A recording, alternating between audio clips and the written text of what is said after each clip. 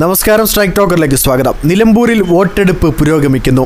LDF സ്ഥാനാർത്ഥി M Swaraj മാങ്കോത്ത് LP സ്കൂളിലും UDF സ്ഥാനാർത്ഥി ആര്യാടൻ ഷൗക്കത്ത് വിട്ടുകത്ത് ഗവൺമെൻറ് LP സ്കൂളിലും രാവിലെ തന്നെ വോട്ട് ചെയ്തു. വോട്ടവകാശം വിനിയോഗിക്കുക എന്നതാണ് പ്രധാനമെന്ന് M സ്വരാജ് പറഞ്ഞു. നാട് പകർന്നു നൽകിയ ആത്മവിശ്വാസമുണ്ട്. ഓരോ ഘട്ടം കഴിയുമ്പോഴും ആത്മവിശ്വാസം കൂടിയിട്ടുണ്ടെന്ന് വോട്ട് രേഖപ്പെടുത്തിയ ശേഷം സ്വരാജ് പറഞ്ഞു. ചരിത്ര ഭൂരിപക്ഷമാകും ലഭിക്കുകയെന്ന് UDF സ്ഥാനാർത്ഥി ആര്യാടൻ ഷൗക്കത്ത് പറഞ്ഞു. UDFും LDFും തമ്മിലുള്ള നേരിട്ടുള്ള മത്സരമാണ് നടക്കുന്നതെന്നും ഷൗക്കത്ത്. അൻവർ ഘടകമാകുമോ എന്ന ചോദ്യത്തിന് കുറേ സ്വതന്ത്രമാർ മത്സരിക്കുന്നുണ്ടല്ലോ എന്നായിരുന്നു ഷൗക്കത്തിൻ്റെ മറുപടി. മഴ പ്രശ്നമല്ല, പോളിംഗ് ശതമാനം കൂടുമെന്ന് ഷൗക്കത്ത്. കുടുംബസമേതമെത്തിയാണ് ആര്യാടൻ ഷൗക്കത്ത് വോട്ട് ചെയ്തത്. ആര്യാടൻ ഷൗക്കത്ത് 15,000 മുതൽ 20,000 വോട്ടിന് ജയിക്കുമെന്ന് മുസ്ലിം ലീഗ് നേതാവും രാജ്യസഭാ MPയുമായ PV അബ്ദുൽ വഹാബ്. അൻവർ പിടിക്കുന്ന വോട്ടിൻ്റെ എണ്ണം കൂടുന്നതിനനുസരിച്ച് UDFിൻ്റെ ഭൂരിപക്ഷം കൂടുമെന്ന് വഹാബ് പറഞ്ഞു.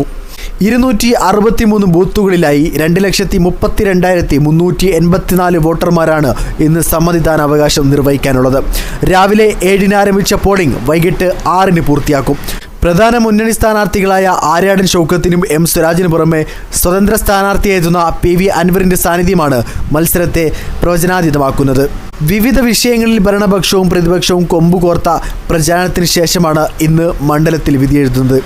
UDFും LDFും NDA മുന്നണികൾക്കൊപ്പം അൻവറിൻ്റെ കൂടി സാന്നിധ്യം പോരാട്ടം വീറുറ്റതാക്കുകയാണ്.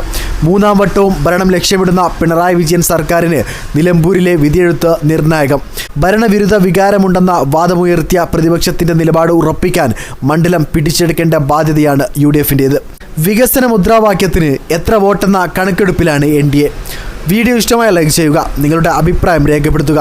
കൂടുതൽ വീഡിയോസുകൾക്കായി ഈ ചാനലിലൂടെ തന്നെ സബ്സ്ക്രൈബ് ചെയ്യുക. This is strike talker signing off.